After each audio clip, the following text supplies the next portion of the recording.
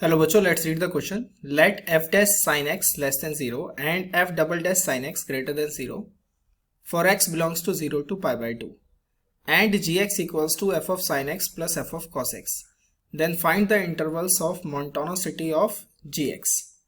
ये सवाल है बच्चों हमारे पास. इसमें आइए हम अपना की कॉन्सेप्ट देखते हैं.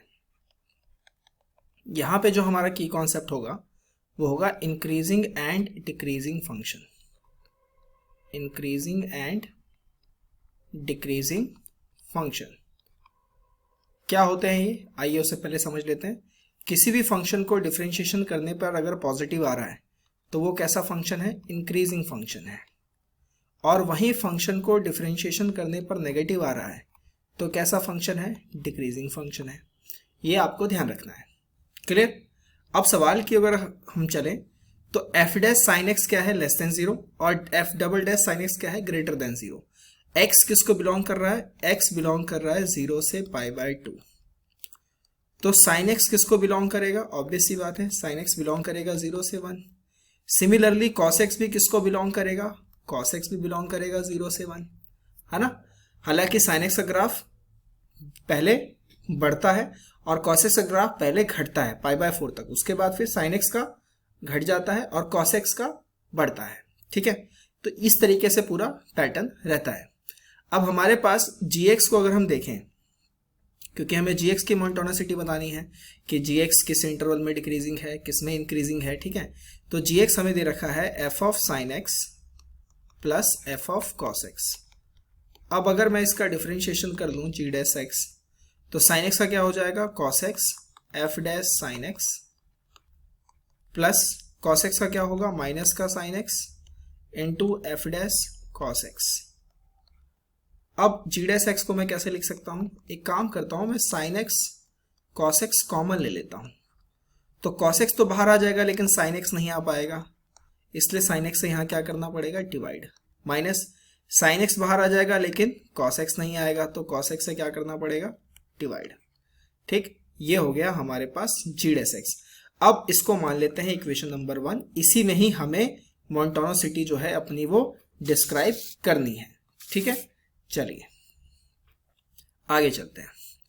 अब इसमें लेट कर लेते हैं एक फंक्शन हम मानते हैं फाई टी, और फाई टी हमने माना है F dash T upon T.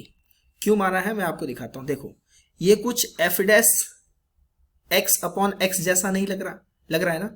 तो एक्स ना मानते हुए हमने क्या मान लिया? हमने टी मान लिया है. x ना मानते हुए हमने क्या मान लिया? t मान लिया. जहां पर t किसको बिलोंग कर रहा है? t बिलोंग कर रहा है 0 से 1. ठीक है, मतलब sin x की जगह या cos x की जगह t ले लिया है. sin x 0 से 1 में बिलोंग कर रहा था तो t भी 0 से 1 में बिलोंग कर रहा है. ऐसा हम कर क्यों रहे हैं वो मैं आपको बताता हूं. अब अगर इसका डिफरेंशिएशन करेंगे फाई डैश टी, तो एफ डैश टी का जब करेंगे तो t बाहर होगा, ये आएगा एफ डबल डैश टी. जब t का करूंगा तो एफ डैश टी बाहर होगा, t का 1 अपॉन में t का स्क्वायर. ठीक, अब मेरे पास f double dash sine x है, वो क्या है? पॉजिटिव. तो हमारे पास यहां पर f डबल डैश टी भी क्या हो जाएगा? पॉजिटिव, क्योंकि मैंने आपको बताया ना साइन एक्स की जगह हमने t मान लिया. इसी तरीके से f डैश साइन एक्स क्या है मेरे पास? नेगेटिव, ये हमें दे रखा है. तो f डैश टी भी मेरे पास क्या हो जाएगा? नेगेटिव. अब यहां पर अगर आप ध्यान से देखें, फाई डैश टी को हमें देखना है, ये जो क्वांटिटी है वो पॉजिटिव है. ठीक, t 0 से 1 में है तो पॉजिटिव नंबर ही होगा.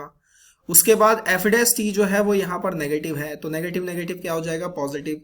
नीचे स्क्वायर का टर्म है तो वो पॉजिटिव ही है. तो इसका मतलब फाई डैश t को मैं क्या लिख सकता हूँ? फाई डैश t मेरा ग्रेटर देन 0 होगा for all t belongs 0 to 1. ये हम कह सकते हैं. अगर डिफरेंशिएशन करने पर पॉजिटिव आ रहा है तो हम फाई t के बारे में क्या बोल सकते हैं कि phi t is a increasing function. कैसा फंक्शन है ये? इंक्रीजिंग फंक्शन है.